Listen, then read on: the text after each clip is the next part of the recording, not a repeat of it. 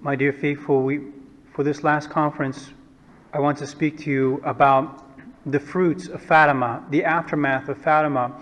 After Our Lady came down on this earth, what sort of effect did her apparitions have? We know that, of course, whenever Our Lady comes, there have to be great benefits that are bestowed upon the human race. There are always temporal benefits, such as healings and the cessation of war and the averting of calamities and so on. We always see this with Our Lady's apparitions.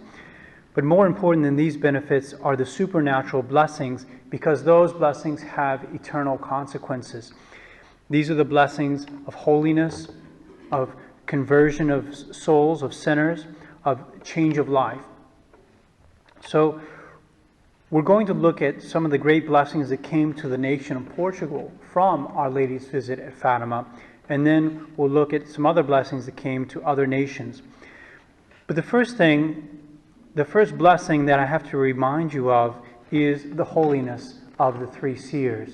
The fact is that these apparitions had an incredible effect on these three young children. We've already spoken to you about some of the manifestations of their holiness in their lives.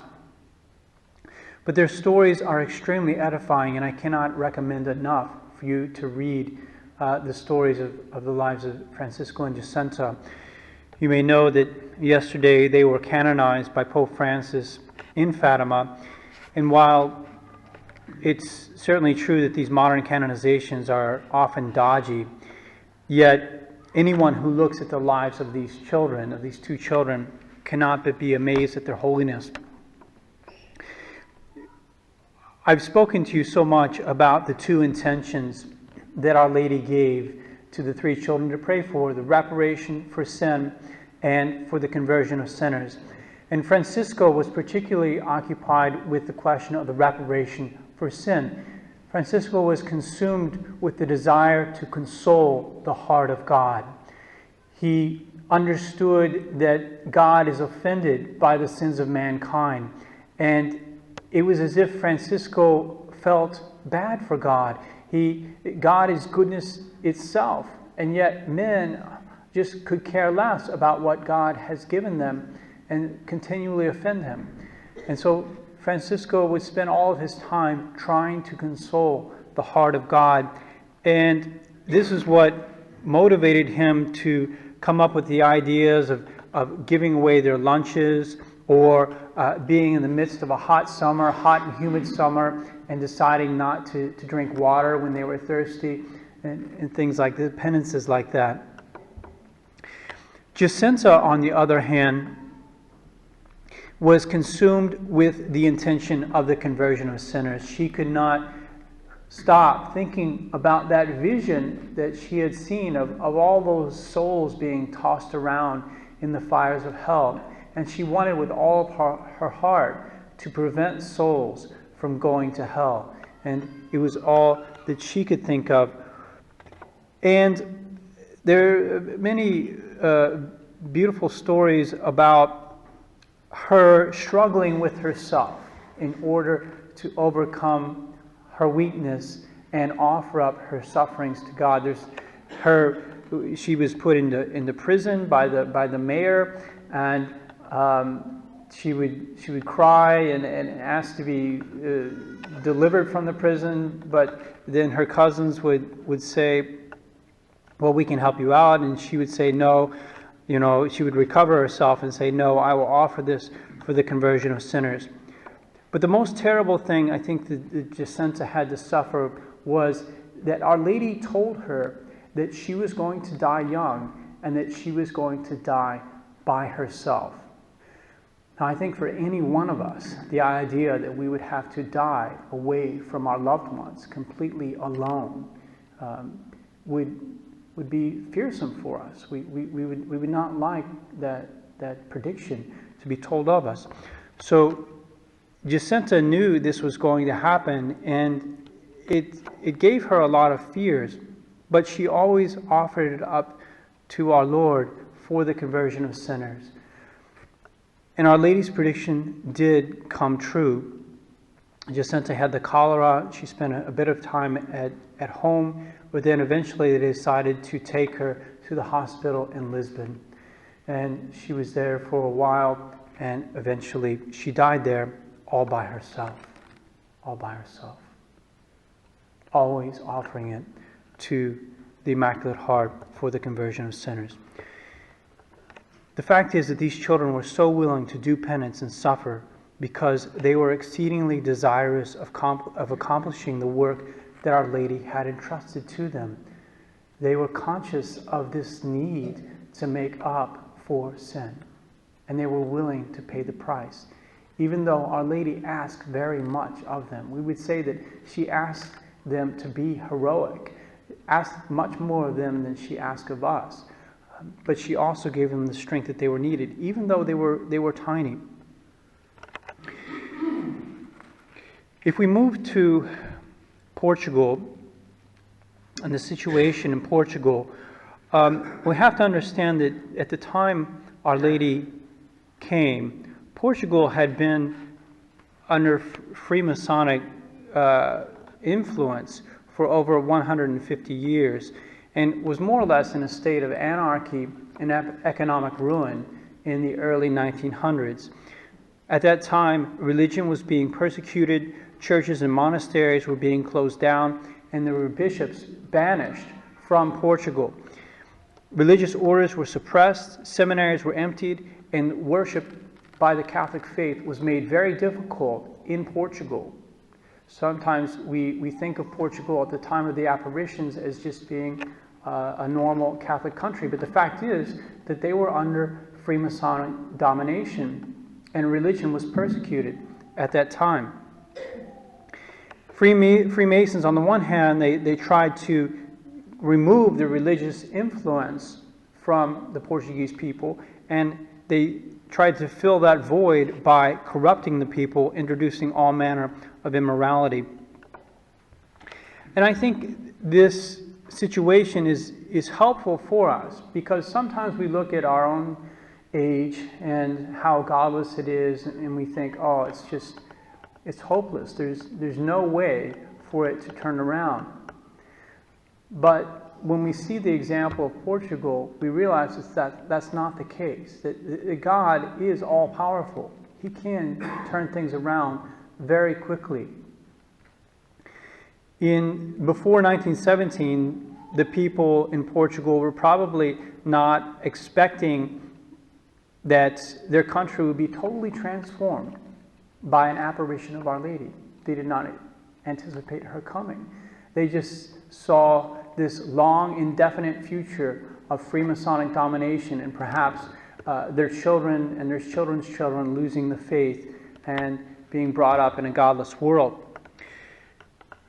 So it probably seemed impossible, absolutely impossible, for a Catholic state to be restored after a long time of secularism, just as it's impossible, seemingly, for us to imagine a day when there could be Catholic nations once again.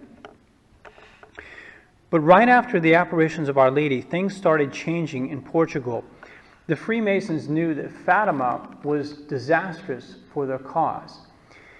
And after the miracle of the sun, they organized a group to go to Fatima and try to destroy the shrine that was there. There was a primitive shrine at the time that had been constructed. And they even marched around in a mock procession singing this blasphemous litany against Our Lady. Just 2 months after the last apparition, there was a Catholic by the name of Sidonio Pais. He led a coup d'etat and took over the state with enormous popular support. So he overthrew the Freemasonic government 2 months after October 1917. And 6 months after coming into power, he abolished all the anti-Christian laws that were in effect in Portugal. The bishops returned, the convents were reopened, and the churches were restored. Unfortunately, it was only 1 year after he came into power that Sidonio Pais was assassinated by the Freemasons. And the Freemasons took power again in 1918. But already the tide had turned because of Fatima. Pilgrimages were being made uninterruptedly to Fatima, and with immense crowds coming to the shrine. And with this renewal of religious fervor in Portugal, the Portuguese Catholics were starting to regain their self-confidence and their courage. The Freemasons, of course, they continued their machinations in order to stop Fatima, but ultimately they failed. They even tried to blow up the tree on which Our Lady would rest when she would come. But for some reason, their explosive device did not go off. They also attempted to ban pilgrimages, to prevent the pilgrims from coming there, but it just was not working.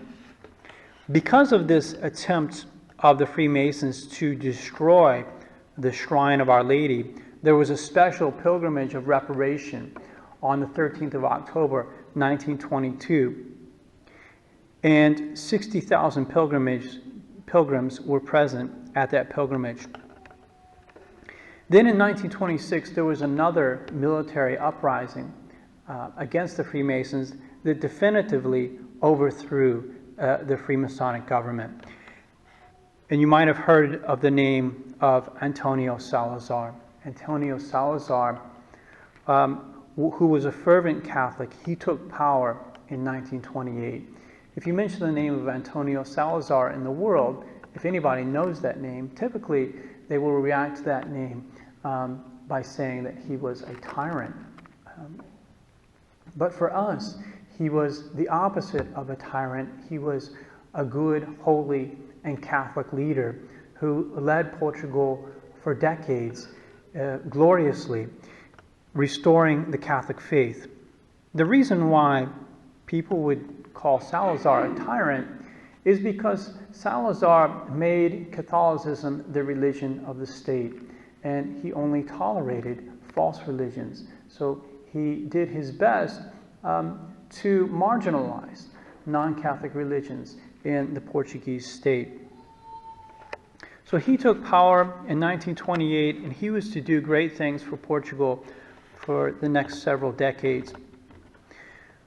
On the 13th of May, 1928, the cornerstone of the Basilica of Fatima was laid. And on the 30th of October, 1930, the apparitions of Fatima were approved by the bishop of the diocese, the Bishop of Leiria. Then, on the 13th of May, 1931, all of the bishops of Fatima consecrated Portugal to the Immaculate Heart of Mary. And at this time, Portugal was being utterly renewed. You know how it is after the bushfire goes through. Over time, the land somehow gets renewed. There's a scorching fire, burns everything up. It seems like there's total devastation and that nothing is going to ever grow in that place again. But what do you know, several months later, there's all this green stuff that starts sprouting. This is what was going on in Portugal after the apparitions of Our Lady. So the fruits of the religious revival in Portugal that were sparked by Fatima were enormous. I'd mentioned that the seminaries were shut down and the bishops were expelled. Now they started to fill up at an astonishing rate. In 1917, there were only 18 seminarians in the Diocese of Porto Alegre. In 1929, however, there were 120 seminarians. In 1933, 201 seminarians. The seminary in the Diocese of Fatima, the Seminary of Leiria, had closed down in 1920, but by 1933 it was running again and had 75 seminarians. In the Diocese of Braga, in 1933, there were 478 seminarians. And there was a similar astronomical growth among religious vocations. There was also a great revival amongst the faithful. There was this group called the Pious Union of the Crusaders of Fatima that was started in Portugal. And in 1934, there were 500,000 members of this Pious Union. 25 years after Fatima, in 1942, the Cardinal Patriarch of Fatima, Cardinal Cerejera, I don't know how to pronounce his name, to be honest, Cerejeira, he said the following: "In the whole country, you can hardly manage to find a handful of the enemies of religion." In 1942. Anybody who would have closed his eyes 25 years ago and opened them now would no longer recognize Portugal. So vast is the transformation worked by the modest and invisible factor of the apparition of the Blessed Virgin at Fatima. Really, Our Lady wished to save Portugal. Meanwhile, Salazar boldly set out to stamp out the evil forces in Portugal. If in 1942 the Cardinal could say there was hardly an enemy of religion in Portugal, it was because of the activity of Salazar. One thing that he did was that he dissolved all the Freemasonic lodges in Portugal in 1935. So he basically forbade Freemasonry in Portugal. He also worked hard to eliminate communist sympathizers, and he used the powers of the state, as I mentioned, to foster Catholicism. So there's just this total transformation of Portugal after 1917. Now, Portugal is right next to Spain. In fact, Spain is the only country that borders Portugal. And you might know that there was a very bitter civil war that broke out in Spain in 1936. And this civil war was really a fulfillment of Our Lady's prophecy that Russia would spread her errors throughout the world, because the civil war was being fomented by communists in Spain, communists who were taking their directions from Russia and who were also being supplied with money and arms from Russia in order to destroy the nationalist government. So Spanish communists wanted the Civil War to extend to Portugal. They wanted to spill over into the borders of Portugal and take over Portugal as well. One of the things they did in order to make that happen was they sent assassins to kill Salazar. But this assassination attempt, fortunately, failed. On the 13th of May, 1936, the Portuguese bishops knew that their country was being threatened by the Spanish Civil War, and they were worried. So what they did was they made a promise to Our Lady of Fatima. They said, if you keep the Spanish Civil War out of Portugal for the next 2 years, in 2 years we will come to Fatima and we will, in the name of the whole nation, thank you, solemnly give thanks to you for your victory on our behalf. If Our Lady of Fatima obtains for Portugal victory over atheistic communism and gives the blessing of peace. And that's in fact what happened. The Spanish Civil War did not enter into Portugal. Portugal was preserved from all the horrors of that war. It was really, really horrible. There were thousands of priests and religious being executed by communists. And there's those famous pictures of communists shooting at statues of our Lord, things like that, going into churches and defacing them. Very, very violent and anti-religious. So they came on May the 13th, 1938, and in the presence of 500,000 pilgrims, they made these solemn acts of thanksgiving, the bishops of Portugal.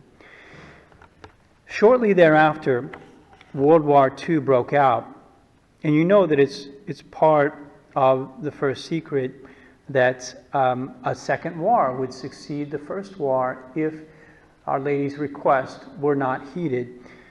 Sister Lucy passed on Our Lady's prediction of that war, but Sister Lucy also predicted that Portugal would be spared from World War II because of the consecration of Portugal to the Immaculate Heart of Mary. So in other words, Sister Lucy was saying that the requests of Our Lady of Fatima were being obeyed in Portugal, and so Portugal would be blessed by not being lumped into the Second World War. Now it seemed as if Sister Lucy's prediction would be nullified because, in fact, the Germans were on the point of entering into Portugal. There was something called Operation Felix. So Operation Felix was this entry into Portugal, but for some mysterious reason, apparently it's still mysterious to this day, the Germans aborted that operation and never ended up entering into Portugal. At the end of the war, both President Salazar and the bishops of Portugal publicly recognized Portugal's preservation from the World War as a miracle of Our Lady of Fatima. They didn't know how to explain the fact that they had escaped the Second World War, that it had not invaded their own country. Another aspect of the fruits of Fatima are the famous journeys of the Pilgrim Virgin statue. These journeys of the Pilgrim Virgin statue that are now being repeated in the districts of the Society. I don't think it's hit Australia yet, but in the United States and in France, they've had a statue go around the entire country and visit all of the chapels of the Society and stay there for a while, and there would be like a mission held during that time in honor of Our Lady to encourage devotion to the Immaculate Heart of Mary. Well, this was all started by Fatima. So there was a statue made under the direction of Sister Lucy. It's just like that statue right there. So that statue is a replica of a statue that was made upon the instructions of Sister Lucy as to how Our Lady appeared when she saw her. So the idea was to take the statue all throughout Portugal, and when the statue would arrive at a certain place, immense crowds would come out to greet Our Lady. And many, many fruits were bestowed upon those who honored the statue when it came. One way in which heaven indicated its approval for these journeys of the Pilgrim Virgin statue was with the miracle, what's called the miracle of the doves. So there were just doves that would show up and would be around the statue when it would appear in the town. And no matter what people did, even if there was noise, if there was fireworks, whatever, the doves would not leave the statue. And it's kind of mysterious that this would only happen in Catholic countries. It happened in several Catholic countries, but never in non-Catholic countries. Because the Pilgrim Virgin statue ended up going to many, many different places, including places like India and Sri Lanka. But in the Catholic countries, there was often a number of doves that would rest next to the statue and would not leave. Here's what the Cardinal Patriarch, whose name I can't pronounce, what he said about the first journey of the statue. He said, "The doves so like to abide in that place that neither the noise of the crowd, nor the sound of the music, nor the explosion of fireworks, nor the rain, or wind, or cold, or day, or night, or the petals or bouquets thrown there, nothing makes them leave that place." So that's just, they made it their dwelling place. So the journey of the statue lasted from the 2nd to the 24th of December. And the doves were there the entire time, except for 3 days, from the 18th to the 20th of December. And as I say, this miracle was repeated in Spain. I think the miracle was repeated in France as well, the miracle of the doves. When we speak of the fruits of Fatima, we cannot fail to mention the pontificate of Pius XII. I mentioned yesterday that Pius XII was consecrated a bishop on May the 13th, 1917, by Pope Benedict XV. He became Pope in 1937, but it was really in 1942 that he showed signs of really understanding the importance of Fatima and the desire to implement its request. And for the next 10 years, from 1942 to 1952, there would be an incredible flourishing of Catholicism throughout the world in the form of conversions, an increase of vocations, and great fervor among Catholics. And we have to say that the Pope's attention to Fatima had to be part of that flourishing, if not a major part. He's sometimes called the Fatima Pope, even though he ultimately did not consecrate Russia to the Immaculate Heart in the way that she requested. Yet he still did many things in order to favor Fatima. And he did not mind being called the Pope of Fatima. His first official response to the request of Our Lady was to consecrate the world to her Immaculate Heart on the 13th of October, 1942. Remember that the key thing of Fatima is that God wants to establish devotion to the Immaculate Heart in the world. So Pius XII consecrates the world to the Immaculate Heart, and later in his pontificate he would continually refer to this act and as being a very important act. He invited Catholics around the world at that time to unite themselves to that consecration by their own acts of consecration. So bishops were encouraged to consecrate their dioceses, priests, their parishes, and the faithful were encouraged to consecrate their families and themselves to the Immaculate Heart of Mary.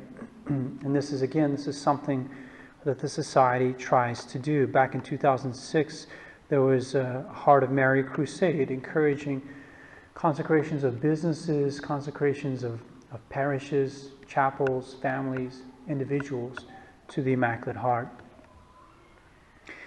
In 1944, Pius XII established the Feast of the Immaculate Heart of Mary, and that was in answer to a request of Sister Lucy. So this Mass that you're so familiar with, it's said on August the 22nd, but it also said every first Saturday, was instituted in 1944, the same Mass that we said yesterday. In 1946, Pius XII sent a legate to crown the statue of Our Lady of Fatima on the 13th of May of that year. He canonized St. Louis de Montfort and St. Catherine Labouré in 1947. In 1950, of course, I'm sure you know that he proclaimed the Assumption of Our Lady into heaven, body and soul, to be a dogma of the Catholic faith. And 1950 can be considered to be the high point of the pontificate of Pius XII. He had declared it to be a Jubilee year. He was also very strong in that year, reacting against certain theologians who had been trying to undermine the message of Fatima.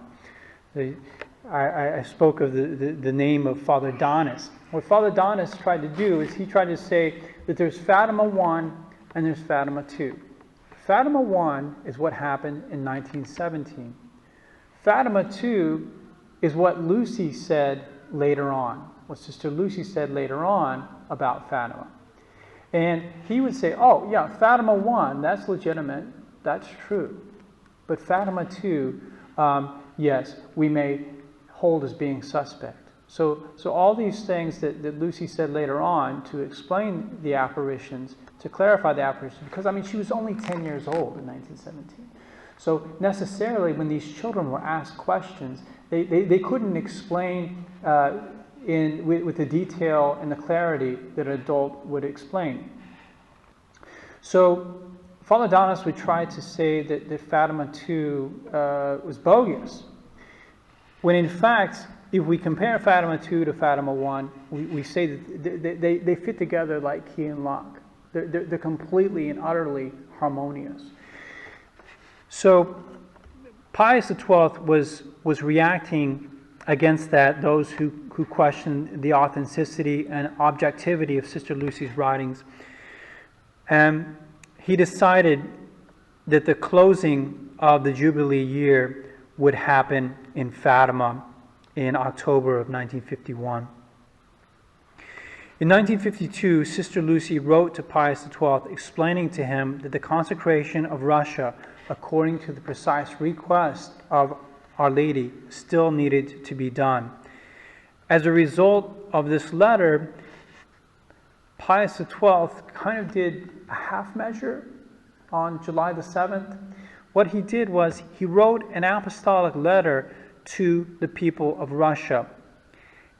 And in this letter, he wrote the following. He said, "Today we consecrate, and in a most special manner we entrust all peoples of Russia to the Immaculate Heart."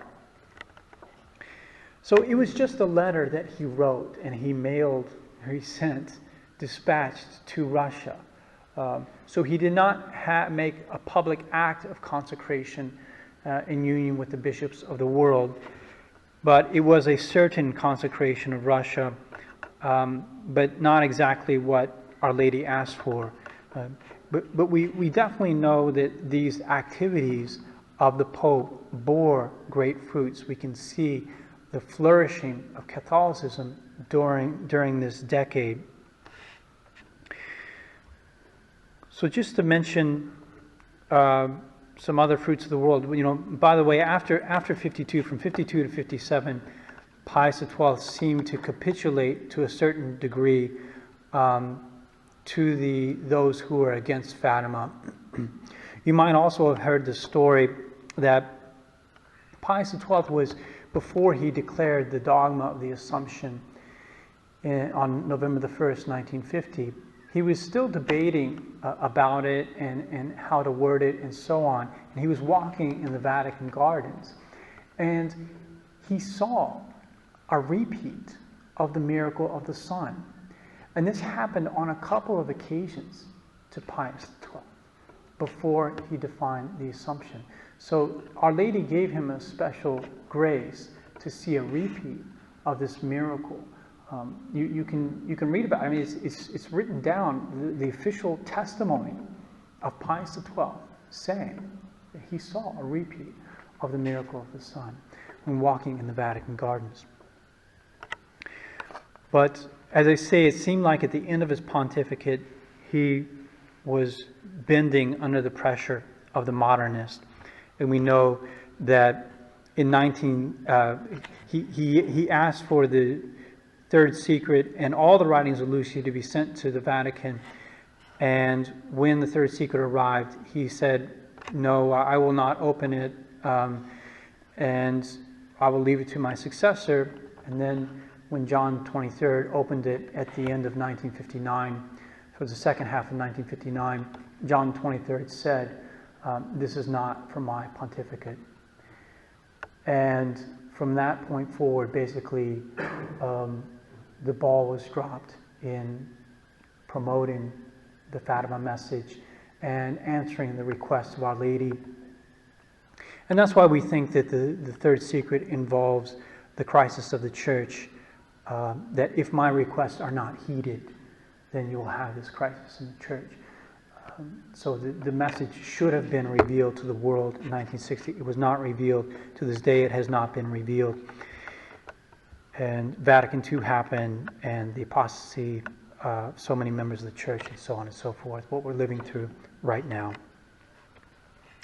But to get back to that sort of golden age of Fatima, where so many fruits for Catholicism were happening around the world, it was in 1947 that the Pilgrim Virgin statue began a world tour, a tour that was to bring down many graces upon the nations of the world. Just to give the most striking example, the statue visited Spain in 1948, and the final stage of the journey of the statue was in the capital, in Madrid, in May of 1948. And here's what the Bishop of Madrid said about this visit of the Pilgrim Virgin statue. He said, "As soon as she entered my diocese, she never ceased conquering souls, gathering multitudes of hundreds of thousands of believers and even poor unbelievers. All bowed down before the image, acclaiming it, weeping, praying, singing pious canticles. Never, never was such a thing seen in Madrid. In the whole country, people speak only about Our Lady of Fatima, her passage to Madrid, her numerous miracles, the innumerable conversions. I would give my 25 years of the apostolate here for those 9 days. During the whole time, the priest never left the confessional. The parish priest of the suburbs told me that over 40% of the people who asked to go to confession had not done so for 15, 20, or 30 years. So this was absolutely stunning result of the visit of the Pilgrim Virgin statue, and nowhere more than during that time was the miracle of the doves more striking, more overwhelming for the countless crowds who were able to observe it. So very many great blessings. But not just for Spain, the Pilgrim Virgin statue went to other countries as well. It visited the United States in 1947, and the people, some people who were present at the visit of the Pilgrim Virgin statue were inspired to start what was called the Blue Army of Our Lady of Fatima. You may know that there were several great, massive Marian movements in the first half of the 20th century, the Legion of Mary, the Museo Immaculate, and this Blue Army. So the Blue Army was established to spread the message of Fatima and to put it into practice. After 3 years, it had over 1 million members. In 1959, there were close to 15 million members of the Blue Army. And the Blue Army attributed the conversion of many influential communists during that time to the apostolate that it was exercising. So there are many high-ranking communists, such as Bella Dawes, such as Hamish Fraser, such as Douglas Hyde, who converted to the Catholic faith and used their great energy on behalf of the Catholic faith. At this time, Catholicism was exploding in the United States. In 1949 alone, there were 120,000 conversions to Catholicism. And it was definitely tied to this apostolate of the Blue Army of Our Lady of Fatima. Many countries listened to the advice of Pius XII and decided to consecrate their countries to the Immaculate Heart of Mary. Many of them got together the whole of their bishops in order to consecrate their country to the Immaculate Heart of Mary. Often they accompanied it with the crowning of the Pilgrim Virgin statue of Our Lady of Fatima, and they had processions and pilgrimages all over the country. So in 1946, the Philippines and Poland was consecrated to the Immaculate Heart. In 1947, Belgium, Canada, Argentina, and Hungary. And it was striking Hungary because Hungary was more or less under a communist regime at the time. Despite that, there was almost 5 million Catholics who took part in the festivities and pilgrimages of a Marian year that was held there. In 1948, the Virgin statue went to Africa, to Angola, Mozambique, and then the rest of Africa. 1949, the statue visited India, Pakistan, Vietnam, and Sri Lanka, with countless fruits of conversion to the Catholic faith. 1951, the statue came to Australia. 1951, the Pilgrim Virgin statue toured through Australia. Perhaps some people here remember, some people of a certain age will remember this visit to Australia and also Oceania. 1954, Spain, Colombia, and Germany were consecrated to the Immaculate Heart of Mary. So this was really the golden age of Fatima, sort of the fruits of Fatima being spread around the world because of the visits of this Pilgrim Virgin statue. And really it would take volumes to describe all the marvelous fruits of Fatima around the world up to 1960. So as I say, we all know what happened with the Second Vatican Council and sort of the denaturing of all Marian movements. The Blue Army, the Militia Immacolate, the Legion of Mary are today only a shadow of what they were before because they've lost their true spirit. But the point of this conference and the point of this mission is to convince you that Fatima's message is God's answer to the difficulties of our time, and that God has attached special graces to all activities that seek to fulfill the request of Our Lady of Fatima, that these graces are still available to souls, that if we believe in the message of Fatima and we simply obey the request of Our Lady, we will see many great fruits. If we have not seen so many fruits in the past 60 years, it's simply because the Fatima message has either been evacuated of its true meaning or it's been abandoned. Those fruits of themselves are still available. They're still waiting to be plucked by the human race. And it's certainly my belief that many, many graces have been bestowed upon the Society of St. Pius X in the past 10 years because of the Rosary Crusades that we've had that have been directed to answer the request of Our Lady of Fatima. So you are the ones who have been given the grace to be aware of God's plan. It's like you understand what God wants and how He wishes to restore the human race through His own mother. And in that sense, because you have this knowledge, you also have a personal call. It is Our Lady of Fatima who's calling you through this knowledge that you have to be instruments of her work on this earth. So what can you do? The first thing, as I've mentioned, and the primary thing, is to consecrate yourselves to Our Lady and try to live in a state of total dependence upon her, to have recourse to her in everything that you do, to develop this habit of turning towards Our Lady, of referring things to her, of seeing yourself as belonging to her. That's the interior dispositions of the devotion to the Immaculate Heart of Mary, which is the devotion she requested.